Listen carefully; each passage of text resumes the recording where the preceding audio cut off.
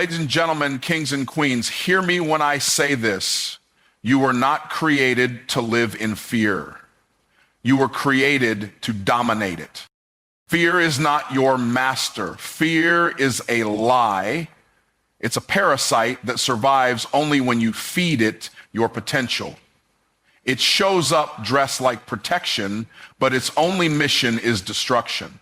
And today, we're not negotiating with fear. We're not managing it. We are destroying it forever. Fear has a way of dressing itself in authority.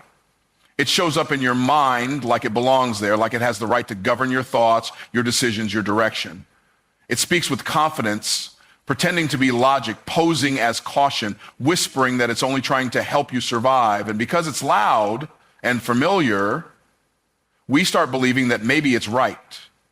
Maybe it knows something we don't. But the truth is, fear is a liar in a suit, selling you chains with a smile.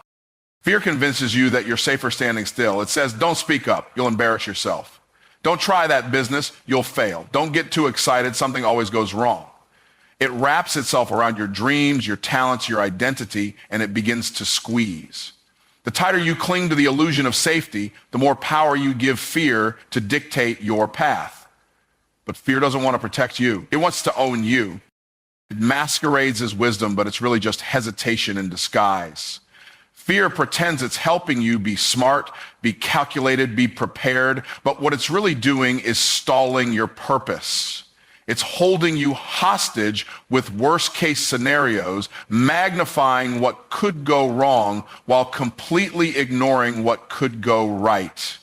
It doesn't show you the vision of you winning. It only replays the scene of you falling. And the more you replay it, the more you begin to believe it's inevitable. Fear is not some mystical force that comes from outside of you. It's a belief system that grows inside you when you feed it. It grows when you repeat its language. It grows when you give it room to stay. The moment you make space for fear, you give it a seat at the table of your life. And if you're not careful, it will start speaking for you, deciding for you, and eventually living for you, sometimes living. People talk about conquering fear as if it's an enemy standing in front of them. But most of the time, fear isn't in front of you, it's within you. It's the quiet agreement you made years ago to play it safe. It's the deal you struck when you decided you weren't good enough or smart enough or worthy enough to take the shot. And now it's operating in your voice, in your habits, in your daily decisions, making you shrink when you were born to stand tall. Fear has no original thoughts. It only echoes what you've told it. It takes your insecurities and amplifies them. It takes your doubts and plays them on repeat. But what fear doesn't want you to realize is that you created it, and that means you have the power to uncreate it. You made fear a habit, and just like any habit, it can be broken, replaced, and rewritten, but only if you're willing to challenge the lies you've believed for too long. The problem is, fear sounds like your own voice. It doesn't scream, it suggests. Maybe you're not ready. Maybe you should wait a little longer. Maybe this isn't the right time. And you start mistaking fear for wisdom. You call it being realistic. You call it timing. But deep down, you know those are just polished versions of procrastination. The fear is still in charge. It's just wearing different clothes. When you allow fear to lead, your vision starts shrinking. Your goals become smaller. Your prayers become safer. You begin to settle for comfort over calling, routine over risk, and average over excellence. You may still be breathing, but you're no longer living. Because fear doesn't just steal your future, it numbs your present. It convinces you that avoiding discomfort is more important than achieving destiny. Fear doesn't need to be strong to stop you. It only needs to be consistent. It doesn't kick the door down. It whispers at it every day until you stop knocking. It doesn't throw punches. It chips away at your confidence with tiny lies, small distractions, and just enough doubt to keep you second guessing. And if you're not careful, you'll wake up one day with a lifetime of regret disguised as safety. So many people wait for fear to leave before they move. They wait to feel brave before they start. But fear doesn't leave on its own. It has to be evicted. It has to be starved. It has to be confronted. And it starts with recognizing that fear is not your master. It never was, it never had real authority, it only had your agreement. Fear doesn't walk into your life looking like a villain. It doesn't announce itself with darkness or dread. No, fear is far more subtle and far more deceptive. It walks in wearing the mask of protection. It speaks in the tone of caution. It pretends to be the wise friend, the careful voice, the one trying to keep you from harm. And because it's quiet and familiar, you trust it. You let it in. You let it stay. You mistake it for love when all it's doing is building a cage around your life. It sounds like, let's be realistic, or maybe it's not the right time, or even, I just want to make sure I'm safe. But fear's version of safety is suffocation. It doesn't want to protect you. It wants to prevent you from failing, yes, but also from flying. It wants to keep you from rejection, but it'll also keep you from connection. It will protect you from disappointment, but it will also block your access to joy, success, and fulfillment. When fear disguises itself as protection, it doesn't demand that you stop. It just gently nudges you to delay, to postpone, to pause, until things feel right. But the right moment never comes because fear doesn't wait for the right moment. It kills it. It feeds on hesitation. It multiplies in indecision. And before you realize it, fear has convinced you to call your stagnation stability. This disguise works because it appeals to a deep need inside all of us, the need to feel safe, seen, and secure. Fear hijacks that need and offers counterfeits. It offers comfort in exchange for courage. It offers quiet in exchange for voice. And you might not feel the loss at first because fear never robs you all at once. It takes your life one dream at a time, one opportunity at a time, until your days are filled with what ifs and your nights are haunted by almost. Fear whispers things like, you're not ready, or you need more time, or it's too risky. It doesn't say, don't go after your dream. It says, be smart, wait, protect yourself. And it sounds reasonable, but reasonable is not always right. Logical is not always leadership. Playing it safe can sometimes be the most dangerous thing you'll ever do, because the longer you stay in protection mode, the more you start living on defense instead of walking in purpose. It's easy to confuse fear with responsibility. You think you're being wise, careful, thoughtful. You tell yourself you're just preparing. But preparation without progress is procrastination. There's a difference between being strategic and being stuck. Fear knows the difference, even if you don't. That's why it lets you stay busy planning so you never have to start building. It lets you gather information forever so you never have to face implementation. The tragedy is that many people never see fear for what it is because they've accepted its disguise. They've accepted a watered down version of life because it feels safer. They've settled for average because it feels manageable. They've convinced themselves they're just being humble when in reality they're hiding. Fear convinces you that smallness is humility when it's really just self-preservation wrapped in fear. Fear will never tell you not to dream. It will just make sure you keep dreaming later. It will let you write the vision, make the plan, rehearse the speech, but it'll do everything it can to stop you from hitting go. It'll let you admire others, support others, cheer for others, just not take your own shot. Because if you ever really moved, you'd see that the walls fear built around you were never locked. You'd realize you had the key the whole time. The more fear is allowed to pretend it's protecting you, the more it gets to decide the limits of your life. It gets to define what's too much, too far, too risky. It becomes the filter for every decision you make. Relationships, business, faith, health. It doesn't need to push you hard. It only needs to redirect you slightly. A few degrees off course, long enough, becomes miles away from where you were meant to be. Fear knows it can't stop you with force, so it deceives you with false comfort. It builds a life around minimizing danger rather than maximizing destiny. It tells you stay small and nothing bad will happen. But what it doesn't say is that nothing great will happen either. It removes the threat of loss, but replaces it with a certainty of regret. It quiets the noise of failure, but silences the sound of progress. And if it can keep you believing that it's only trying to protect you, it never has to reveal what it's really trying to steal. The problem with how most people deal with fear is that they try to manage it. They treat it like an unruly pet that just needs to be trained or tamed. They create strategies to cope, techniques to calm it down, systems to keep it from interfering too much. But fear was never meant to be managed. It was meant to be destroyed. When you manage fear, you allow it to remain. You give it a seat in your life and say, just don't get too loud. But fear doesn't need to be loud to be lethal. It just needs to be present. Fear doesn't respect boundaries. You can try to box it in, to compartmentalize it, to isolate it to one area of your life, but it will find a way to bleed into the rest. You might be afraid only to speak up at work today, but tomorrow that same fear will show up in your relationships. It will keep you from being vulnerable, from telling the truth, from asking for what you need. What you tolerate will eventually infiltrate. That's why fear must be rooted out at the source. It cannot be allowed to survive under the guise of control.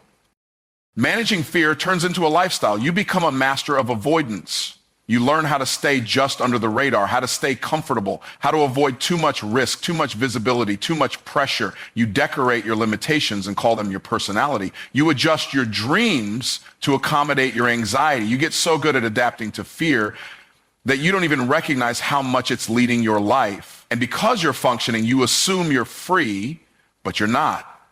You're functioning under fear's terms. There's a huge difference between functioning and thriving. People can function with fear all their lives and never truly live. They can perform, produce, show up, smile, and still be operating under the influence of silent terror. They're scared to disappoint, scared to fail, scared to be seen, scared to succeed. Fear has become the lens through which they see every opportunity. And instead of removing the lens, they just try to see better through it. But the lens is the problem. And managing it won't fix what's broken at the root.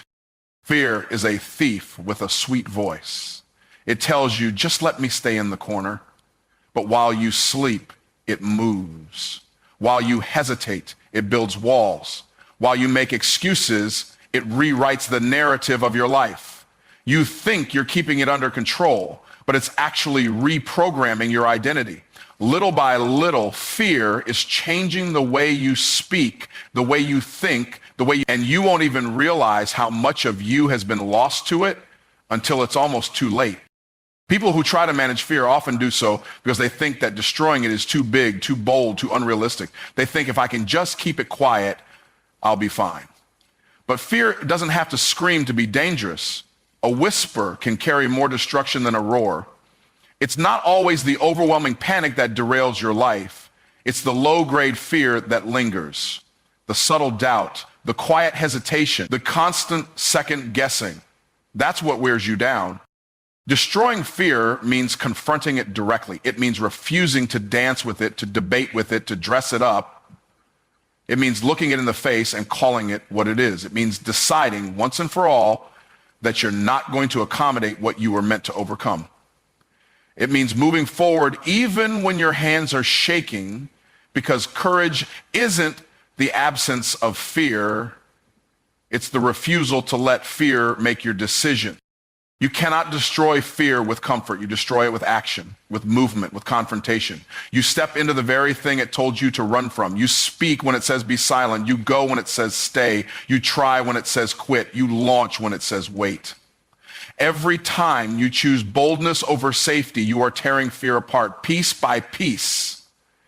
And the more you do it, the more powerless fear becomes. Not because it disappeared, but because it lost its influence.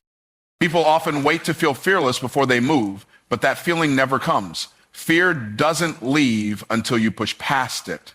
Waiting for fear to disappear before you act is like waiting for the storm to pass before you build the shelter. The storm exists to test your build. Managing fear is like putting a bucket under a leaky roof. Destruction is still happening, just slower. But when you destroy fear, you repair the roof. You restore the structure. You reclaim the power that was always yours. Managing fear keeps you surviving. Destroying fear sets you free. And there's a world of difference between being alive and actually living. Fear doesn't want to kill you instantly. It wants to keep you quiet, safe, small, and contained. But you weren't made for containment. You were made for expansion. And there's no room for expansion when fear is in the driver's seat, no matter how quiet it pretends to be. Fear has a reputation it doesn't deserve. It walks around acting like it's powerful, like it's some unstoppable force that must be obeyed. It makes people believe it holds weight, like it has the final say. But fear is a fraud. It's not a force. It's a fabrication. It wears the uniform of power, but when you strip it down, it has no strength of its own. The only power fear has is the power you give it without your agreement. It's just noise, just smoke, just shadow. It presents itself like a wall you can't get through. You see it standing tall between you and your next level, and you assume it's solid. But when you walk up to it, when you actually put pressure on it, you realize it's not made of brick, it's made of paper. It crumbles under movement. It collapses when confronted. But if you never walk toward it, you never find out it's hollow, you'll stay stuck, intimidated by something that never had structure to begin with. The genius of fear is its illusion. It never shows up as what it really is. It exaggerates everything. It stretches possibility into disaster. It takes a what if and paints it like it's already happening. It makes you feel like you're in danger when you're just in discomfort. It turns nervousness into paralysis. It makes uncertainty feel like failure, and because you feel it so deeply, you think it's real, but emotion isn't evidence. Just because you feel fear doesn't mean you have to follow it. Fear doesn't operate with truth, it operates with distortion. It twists reality. It takes one negative outcome and puts it on repeat in your mind. It builds a case against your potential using your past. It reminds you of every time you hesitated, every time you stumbled, every time you doubted, and then tells you that's who you are. It doesn't want you to question it. It doesn't want you to slow down and analyze. It just wants you to submit. But when you stop to examine it, you start to expose it. People treat fear like it's an authority, like it has the right to tell you what you can or can't do. But fear doesn't come from knowledge, it comes from assumption. It doesn't have facts, only fiction. It doesn't bring evidence, just imagination that's been hijacked. And if your imagination can be corrupted by fear, it can also be reclaimed by faith. The same mind that builds prisons out of possibilities can build empires out of vision. Fear acts like it's protecting you, but really it's projecting. It's not showing you the future. It's replaying old trauma in a new disguise. It's taking old wounds and dressing them in today's clothes. It's not forecasting, it's recycling. And when you treat fear like a compass, you end up navigating by pain instead of purpose. You end up building your life around defense instead of design. And that's how dreams die, not in failure, but in avoidance. The fraud of fear is that it always sounds like wisdom.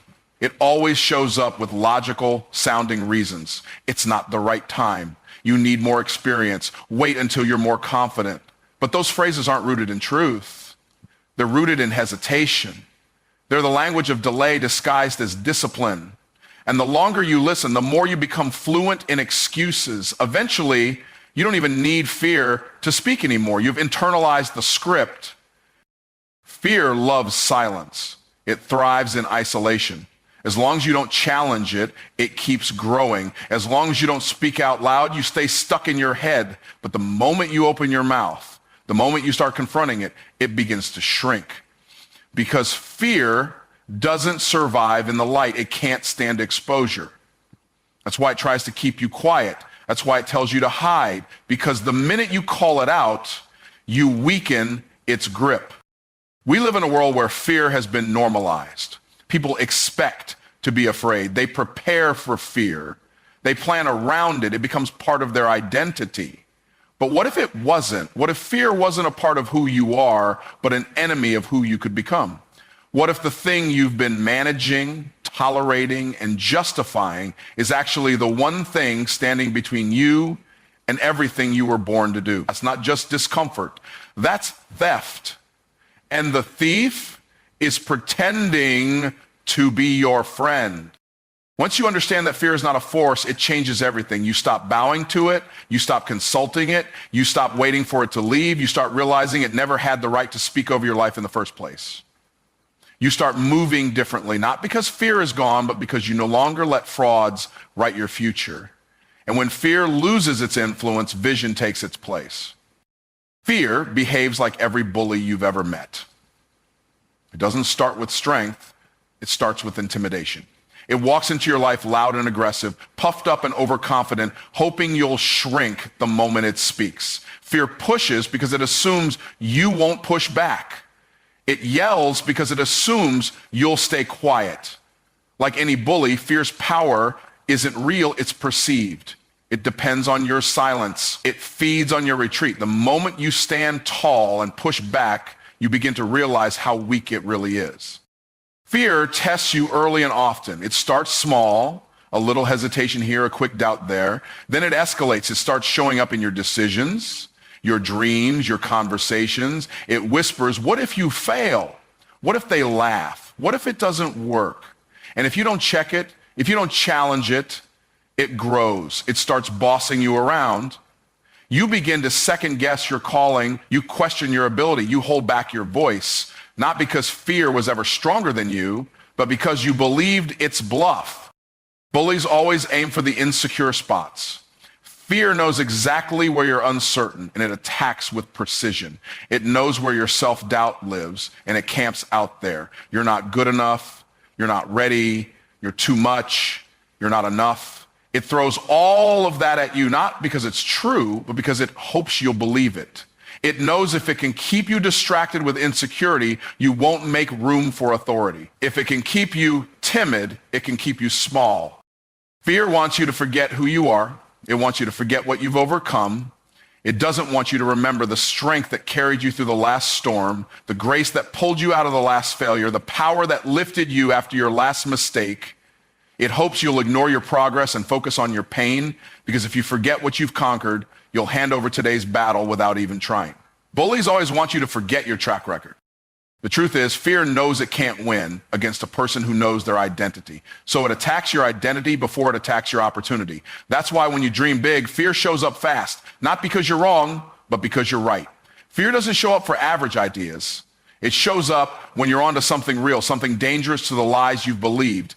And it knows if you ever realize that truth, its time is up. So it shouts louder, hoping you'll sit back down. You can't reason with a bully. You can't negotiate your way out of fear. You don't tame it, you confront it. You don't manage it, you move through it. You stand tall even when your knees are shaking. You speak truth even when your voice trembles. You do the thing fear told you not to do. You send the email, you make the call, you launch the project, you show up, you take the shot. That's how you take power back. From movement, not from waiting. Bullies thrive in crowds where no one stands up. Fear grows in cultures where silence is normal, where playing small is celebrated, where doubt is treated like wisdom. But when one person stands up, it changes the atmosphere. One act of boldness exposes the lie. One courageous move makes fear lose its grip. And when others see you refuse to back down, it gives them permission to rise too. Fear may target individuals, but it infects communities until someone decides enough is enough. Standing up to fear doesn't mean you stop feeling it. It means you stop following it. It means you stop giving it permission to steer your decisions. You feel the fear and you walk anyway. You hear the doubt and you speak anyway. You sense the risk and you build anyway. Because courage isn't about feeling strong. It's about choosing truth even when fear is shouting. It's about remembering who you are even when the lie seems loud. Fear is a pattern. It's a script you've learned, rehearsed, and accepted.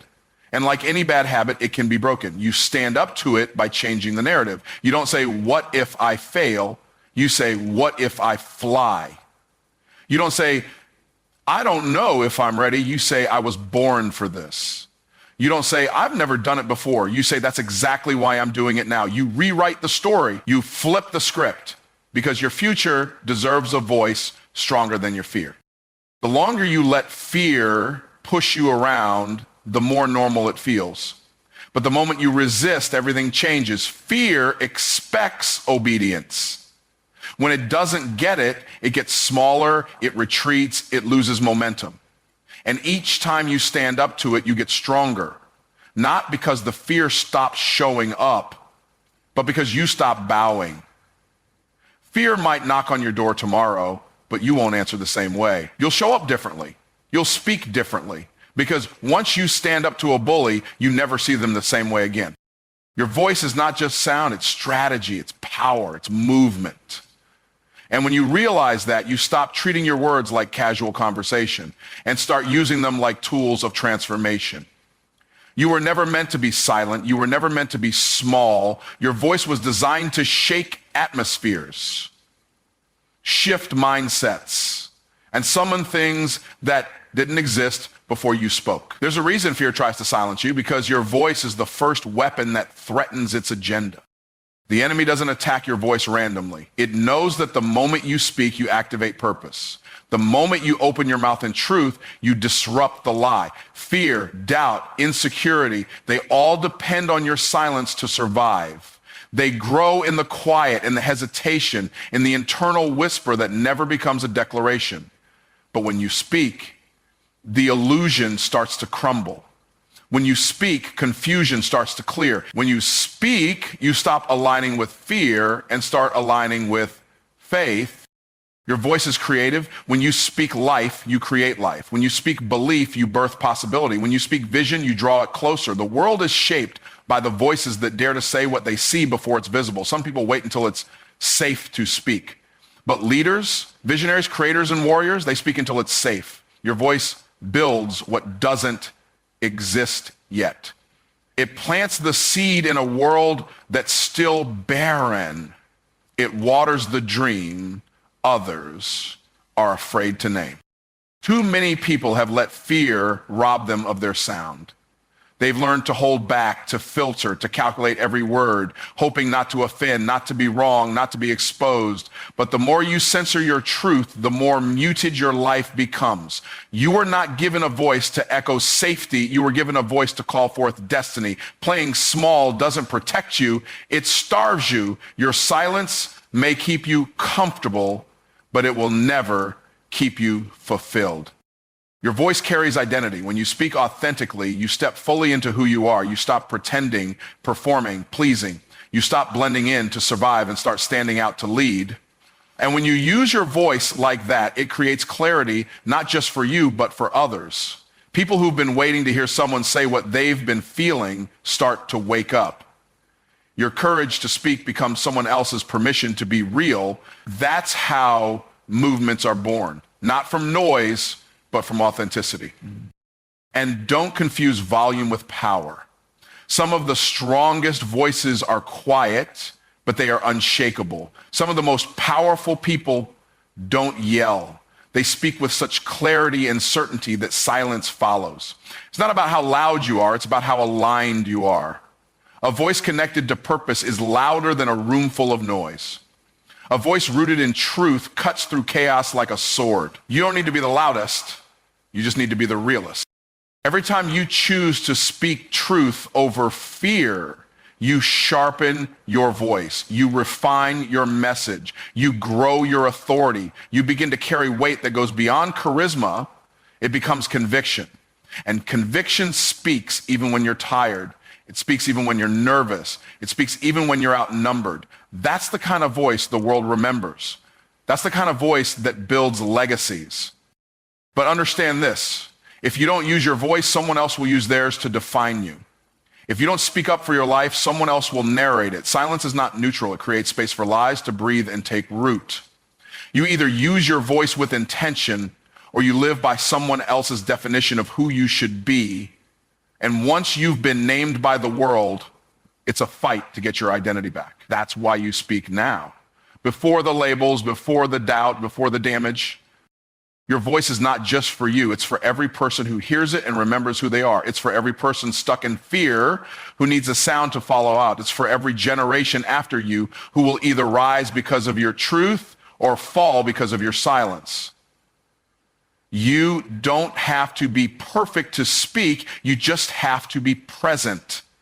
You don't have to know everything. You just have to own what you know. Because the sound of one person standing in truth is more powerful than 1,000 pretending in fear. There will always be resistance. There will always be moments where silence feels safer. But your voice is not here to serve comfort. It's here to confront limitation. It's here to declare what's possible when doubt says it's not. Every time you speak with courage, you break another layer of fear. Every time you refuse to be quiet, you shift the atmosphere around you. Not because you're trying to be loud, but because you finally understand your voice is a weapon and silence was never your assignment. When emotion locks you in place, motion is the key that unlocks the door. Emotions, especially fear, anxiety, doubt, and hesitation, thrive in stillness. They build momentum when you don't move. They gather weight when you pause too long. The longer you sit in an emotional state, the deeper its grip becomes. You overthink, replay conversations, imagine worst-case scenarios, and rehearse failure in your mind. And all of that happens in the absence of motion. But the moment you move, even just a little, the emotional atmosphere begins to shift. Fear doesn't need reality to survive. It needs stillness, because motion exposes its lie. When you act in spite of how you feel, you reveal that fear was never the ceiling, only the suggestion. Fear says, don't take the step, and you take it anyway. Doubt whispers, you're not ready, and you start anyway. And in those moments, emotion loses its authority. It doesn't get the final say when your actions don't align with its message. Your body moves forward while fear stays behind. It can scream, but it can't stop you. The problem isn't that we feel, it's that we wait. We wait until we feel ready. We wait until we feel confident. We wait until we feel peaceful. But what if those feelings don't show up until after we move? What if clarity comes on the other side of motion? What if peace meets you on the path, not at the starting line? Too many people are waiting for an emotional green light when they've already been given a green light through calling, purpose, and vision. You don't wait for courage, you build it in the movement. There's something powerful that happens when you refuse to match your motion to your mood. You wake up heavy, but you still show up. You feel unqualified, but you still take the mic. You're nervous, but you still make the call. That's when your brain starts to rewire itself. That's when your emotions learn they're no longer in charge. Motion becomes the master. Action becomes the driver. You stop bowing to every feeling and start building a life on decisions instead of moods. Even science backs it up. The mind and body are deeply connected, and physical movement has the power to disrupt negative emotional states. A walk, a workout, a task, a step, anything that involves motion starts to reset your chemistry. It doesn't mean the emotion disappears immediately, but it weakens, it softens, it loses its center. And in that space, new emotion is created. Confidence, clarity, momentum. Motion doesn't wait for permission. It takes the lead and demands everything else to follow. We don't think our way out of stuck places. We move our way out. Action breeds clarity. Clarity breeds confidence. Confidence builds consistency, and consistency transforms lives. But none of it begins in the realm of emotion. It all starts when you refuse to sit still, when you move while afraid, when you choose discipline over delay. That's where everything changes. Because the minute you make the decision to act, the emotion that once felt so permanent becomes temporary. The enemy of your growth is not just fear, it's passivity. It's the decision to sit and wait for the right mood, the right motivation, the right moment. But motion doesn't need the moment to be right. It creates the right moment. It brings what you need into alignment. It builds the environment that emotion was trying to withhold. You stop reacting and start creating. You shift from victim to builder. You stop hoping and start doing, because while others are still thinking about it, you've already taken 10 steps forward. This is why so many people stay in cycles. They think emotion needs to leave before action begins, but the cycle never breaks because the motion never starts. The lie is that you need to feel different before you act differently. But what if the opposite is true? What if acting differently is what makes you feel different? What if all the confidence, joy, power, and peace you're praying for is on the other side of disciplined, intentional, repeated motion. Emotion is real, but it's not always right. And when it becomes the compass, you start navigating by storms instead of stars. You lose direction, you get pulled off course. But motion anchors you, it grounds you. It becomes your declaration that truth, not feeling, leads your life. It says, I move because of who I am, not because of how I feel today. That's where emotional resilience is born. Not from denying how you feel, but from refusing to let feelings decide your future. And when motion becomes your pattern, emotion becomes your follower. Instead of being led by fear, you begin to lead it. Instead of being trapped by sadness, you start walking it out. Instead of being owned by overwhelm, you take small steps until your peace is louder than your panic. Emotion might ride in the car with you, but it doesn't touch the wheel because you've learned the secret. Motion destroys emotion. Every single time. Everything you want, everything you were created to become, everything that keeps you awake at night with excitement and longing, it's all sitting just beyond the grip of fear. Fear builds walls, not to imprison you physically, but to convince you that what's on the other side isn't worth the risk.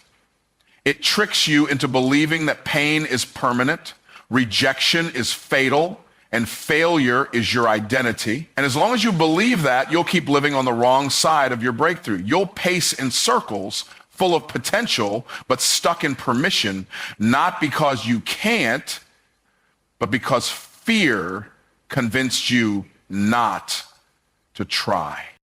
That dream in your heart didn't come from nowhere. The vision you see in your mind, the life you know you were made for, it was deposited in you with purpose. But fear always stands in front of purpose. It challenges the call, it questions the vision, it magnifies the cost and minimizes the reward. And the lie it tells over and over again is that staying safe equals staying whole. But there is no wholeness in stagnation. You're not protecting your peace by playing small, you're avoiding the process that brings it. Most people don't fail because they weren't capable. They fail because they stopped. They let the fear of embarrassment outrun the hunger for transformation. They let the fear of being judged outweigh the joy of being fulfilled. So they chose comfort over calling. They chose the familiar over the future. And then they wonder why their life feels stuck on repeat. But life doesn't change because you wish it would. It changes when you step through the thing you're scared of. It changes when you do the uncomfortable thing, fully aware it might shake you, but also knowing it will grow you. Fear guards the gate to everything meaningful. It sits there like a bouncer, checking to see who's serious. It wants to know if you'll fold, flinch, or fight. And the moment you choose to lean in instead of leaning back, you gain access to what others will never experience. Freedom. Freedom from the mental cages of what if. Freedom from the emotional weight of regret. Freedom from the identity of almost. You weren't made to settle at the border of fear. You were made to break through it and build something on the other side. There are businesses, books, ideas, relationships, platforms, and movements waiting for you to stop negotiating with fear. Fear wants you to believe it's wise to wait, that you need more time, that you need to be more ready. But fear will always say not yet. It will always find one more excuse to hold you back because fear doesn't play fair. It studies your patterns, it finds your weakest points, and then it whispers in the voice of logic, pretending to be your protector. But protection that keeps you stuck isn't safety, it's sabotage. Everything you've ever admired in someone else, their boldness, their success, their influence, came from a moment when they chose to walk through fear instead of live beside it. They weren't fearless, they were just willing. Willing to look foolish, willing to fail, willing to be talked about, laughed at, misunderstood. But every step through fear stripped away the lie that fear was the final authority. With every move forward, they discovered that fear is a shadow. It only looks big when the light is behind you. Turn around, face it, and it starts to shrink. The danger isn't in the fear, the danger is in obeying it. Because once you start listening to fear, it doesn't stop with one area. It starts to expand. It touches your relationships. It touches your finances. It touches your self-image. It tells you not to try, not to ask, not to believe. And before long, you're living in a life that doesn't even look like yours, a life shaped by avoidance, a life built around limitation. But it only takes one act of defiance, one bold, imperfect, trembling step to start reclaiming what's yours. Courage isn't a personality trait, it's a decision. A decision to walk while afraid, to build while uncertain, to speak while shaking. It's the decision that says, I may not feel ready, but I'm done being ruled by a feeling, because that's the shift. Realizing fear doesn't leave first, action does. And the more you move through it, the more you desensitize yourself to its grip. You stop giving it credit it never earned. You stop calling it wisdom when it's really just worry in disguise. There is a version of you that already lives on the other side of fear. That version is bolder, freer, more focused, more aligned. That version says yes to opportunity. That version doesn't overthink every move. That version trusts their instincts and takes action without overanalyzing the consequence of every step.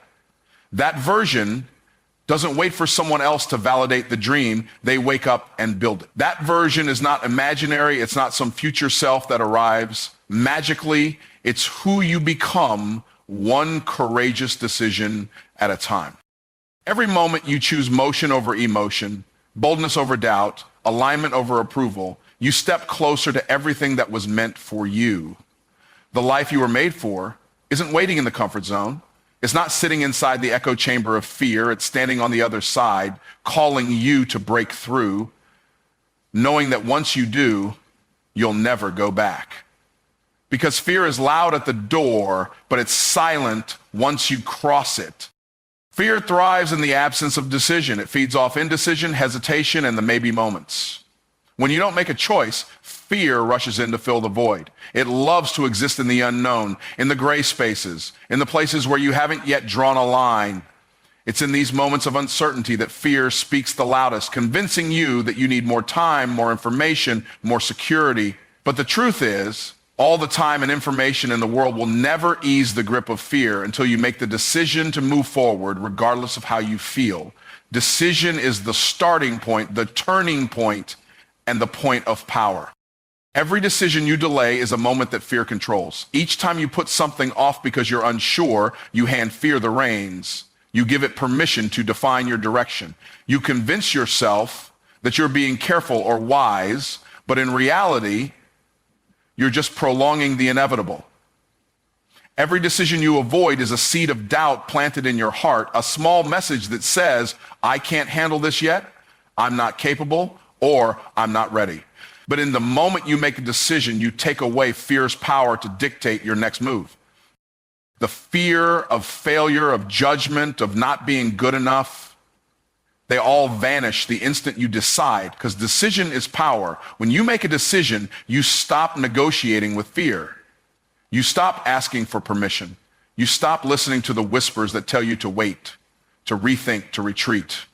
The moment you decide, you break the chains that fear has wrapped around your possibilities. You choose the path, even if the path is unclear, even if the road ahead is hard to see. It's the decision that lights the way. Fear will always try to convince you that you need more time to think things through, that you need to wait for the right moment, but the right moment will never come until you choose it. It's easy to stay in the realm of what if, imagining every possible scenario, every consequence, every worst case outcome. But that's exactly where fear wants you, stuck in a mental loop, running around in circles of uncertainty, never taking that first step. The moment you decide, you break free of the cycle. You stop considering the what ifs and start facing the what is. And that is where momentum begins. When you make a decision, you create clarity. Fear thrives in confusion and ambiguity. It loves to hang out in the fog of uncertainty because that's where it can make the loudest noise. But when you choose, when you commit to a path, you bring clarity. Suddenly the haze lifts. What was once blurry becomes defined. The noise of fear gets quieter because decision silences its incessant chatter. You no longer need to ask for permission, and you don't need the world to agree with you. Your decision becomes your guide, your compass, and your motivation. Fear thrives on your ability to avoid commitment. It feeds off your reluctance to fully decide. And that reluctance often comes from an overwhelming sense of uncertainty and fear of making the wrong choice. But here's the secret. There is no perfect decision, no foolproof path, and no fail-safe plan.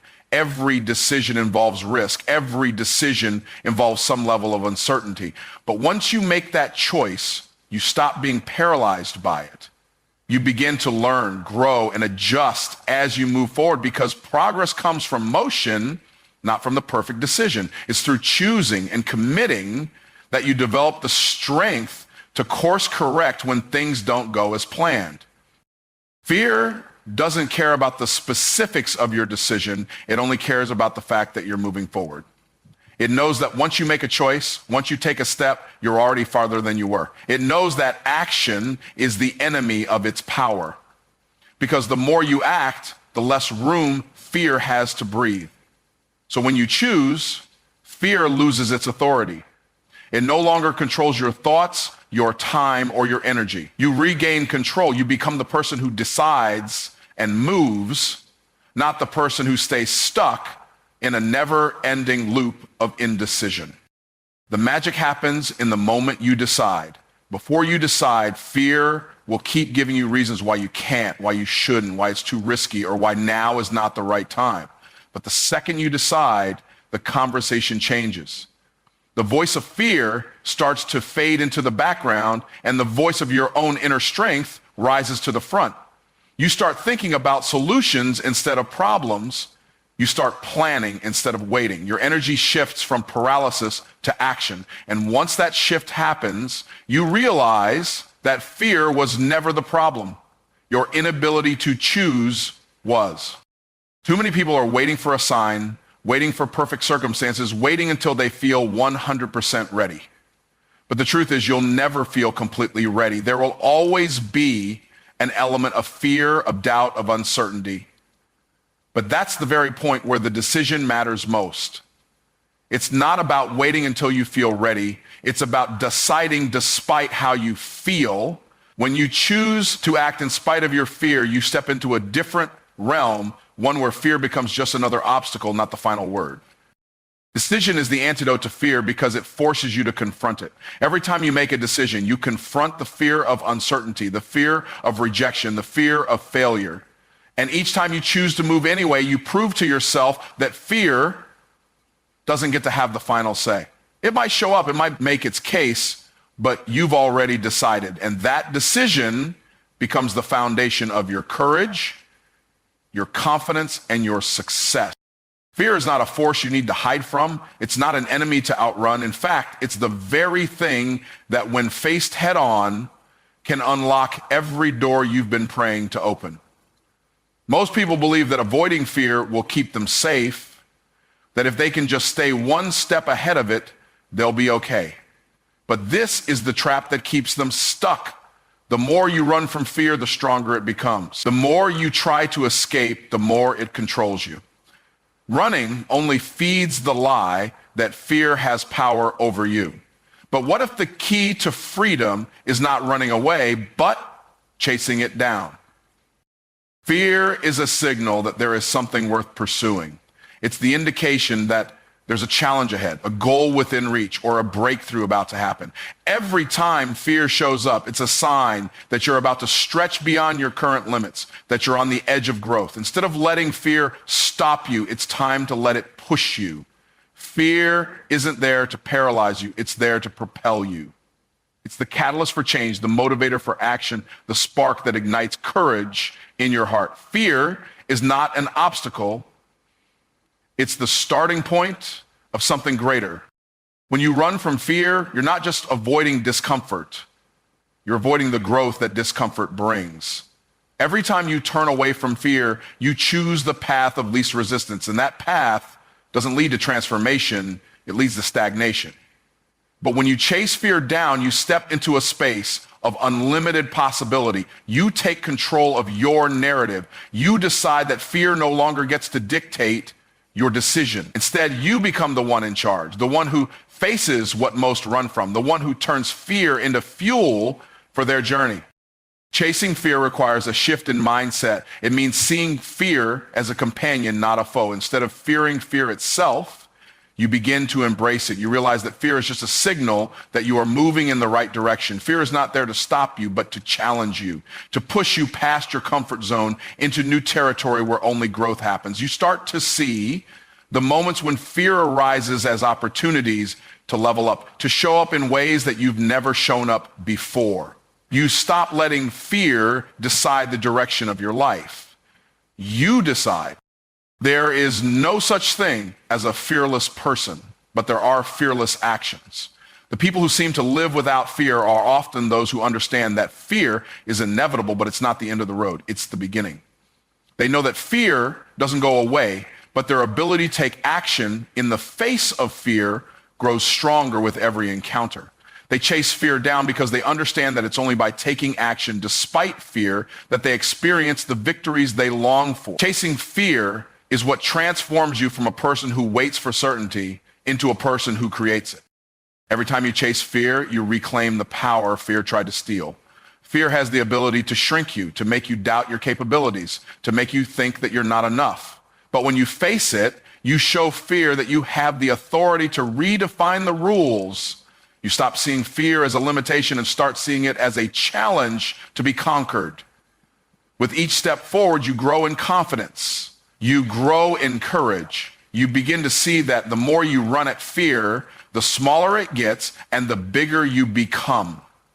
You learn that fear only has the power you give it. The truth is, fear will always be there. It's a constant in the journey of life. The only question is whether you will allow it to control you or whether you will chase it down. Every step you take toward fear is a step toward freedom, because freedom isn't found in the absence of fear. It's found in the ability to act despite it. It's found in the moments when you stand tall, knowing that fear has no hold over you. It's in those moments that you find your true strength, your true potential, and your true purpose. Chasing fear requires you to get comfortable with discomfort.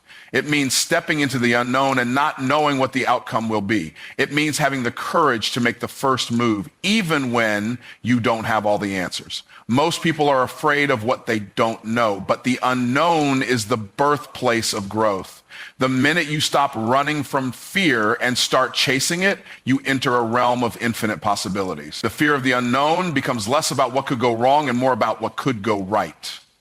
You start to lean into uncertainty, trusting that every experience will add to your growth.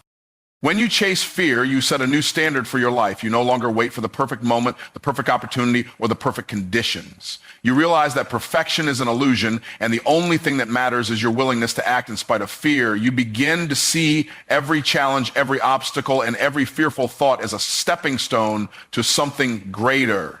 Chasing fear doesn't just change your mindset, it changes your reality. It opens doors you never thought possible, and it turns setbacks into comebacks. Fear will always try to keep you from what you truly want, but if you're willing to chase it down, you'll realize that everything you desire is on the other side of it.